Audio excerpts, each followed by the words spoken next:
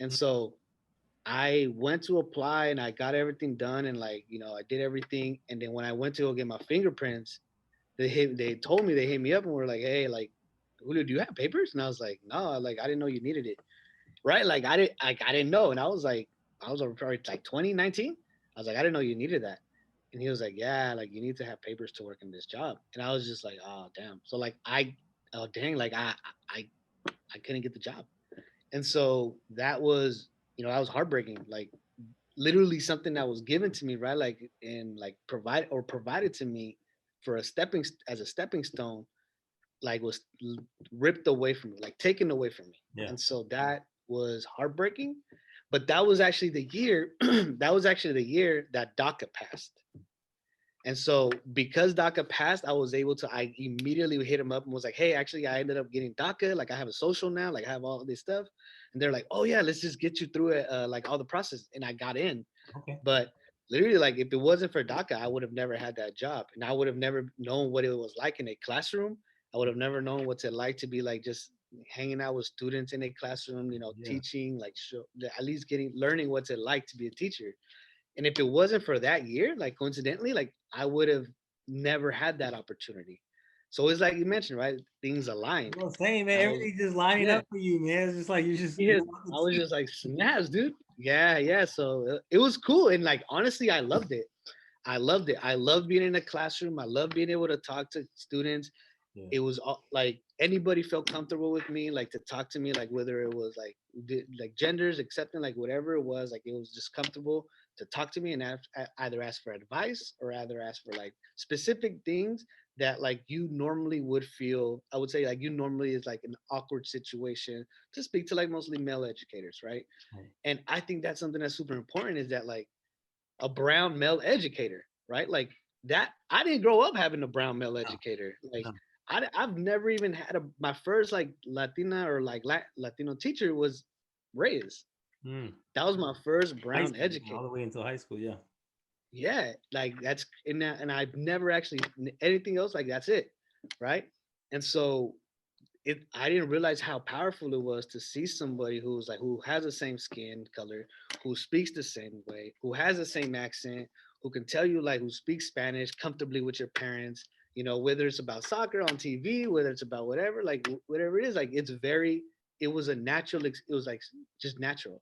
And parents were able to just tell me things and like just ask for advice and they felt comfortable. Yeah. And then my first year as like an after school educator, when I saw that, it clicked for me. I was like, dang, this is like a really great experience. Like I really appreciated like whether it was translating a certain paper, certain like note for one of my students, from English to Spanish for their doctor or whatever it was, Right. Right. even if it wasn't school related, You feel it powerful, was man. Yeah, you feel it powerful. was yeah, it was heartwarming, powerful to be able to be like, wow, like to be able to be some like them be like, hey Julio, can you Mr. Molina or Mr. Julio, can you actually help me with this situation? Like I was like, yeah, let's do it. And like Yeah. that is an easy access. Yeah. And so that was something that really clicked in my mind of how important it is to have Latino educators and have like brown folks, not just males, but like brown folks in general who are Yeah. able to communicate with their communities. No, Like at that moment, I hit knew. that. No, you hit that on the head because I feel like now you make me reflect because I went to the same high school you did, a little bit, a couple years before you, but there was, there was no one that looked, because Reyes wasn't there. She's Miss Rodriguez now, but Reyes wasn't there when I was there. Pero so when I was there was not anyone. That didn't really make me. I don't know. I really didn't think about it back then, but now I look back and I go, man, really, there was no, there was hardly any males to begin with, but there's definitely no one, looked like me. Um, and I remember, I mean, obviously, my dad was a teacher and he was a counselor, for Twin Rivers, district for a long time. He was at Foothill, and so, um, I obviously at home I saw a teacher that was brown, my dad. And Yeah. then my dad was a vice principal también, so my dad was in the district, so I see someone of power for a long time, my whole life. And then my mom was a teacher, so I saw two brown, teachers for sure. Pero I never saw that, but I did see how powerful that was, because um, Mhm.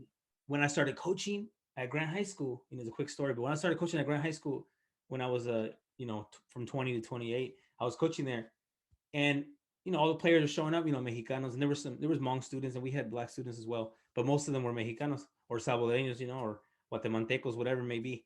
and they would show up, and they would tell you that they felt comfortable because they like, oh man, at least this coach, he can communicate with me, because muchos no hablaban inglés, so it was like you get to a point where like, you get to explain to parents, hey, I need you to fill out this physical form, and a lot of kids like, I don't have medical insurance. That's when I started seeing things like, whoa, like these kids don't have, medical insurance, bro, what I mean? Because they're undocumented, they don't have anything, their parents are undocumented, and you started seeing that, and when I saw that they didn't have fear, like that they were fearless, like they're like, they lived their life like whatever. They went to school como si now. They weren't hiding. They weren't, you wouldn't know because they spoke just enough English like everyone else.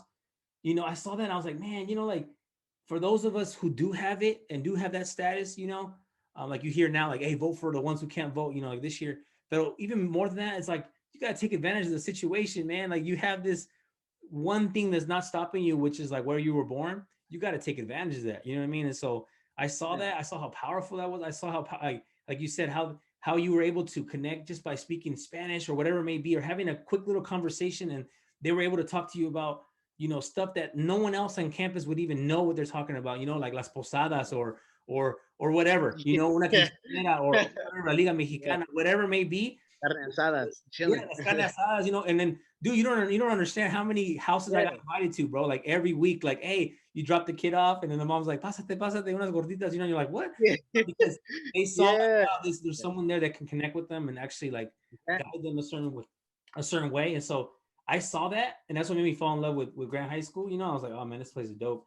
And then when I became a teacher, también you see that. I don't see it as much as where I work at. I don't see that much of like the need, but we do have some students that have that need. At least their parents do, at least their parents want to communicate with you, and they're like, wow, there's someone there that can, they'll tell you like, hey, le echas ojo a mi hijo, or take care of him, what I mean? Like they know, like, because they feel like there's someone there that has their back, so it's powerful, man. The power of being bilingual, and the power of like, being proud of your culture, and not just like, I'm Mexican, but I'm not gonna speak Spanish. Like, nah, man, it's like you need to, man, because like, that's what connects a lot of people, so that's huge, bro.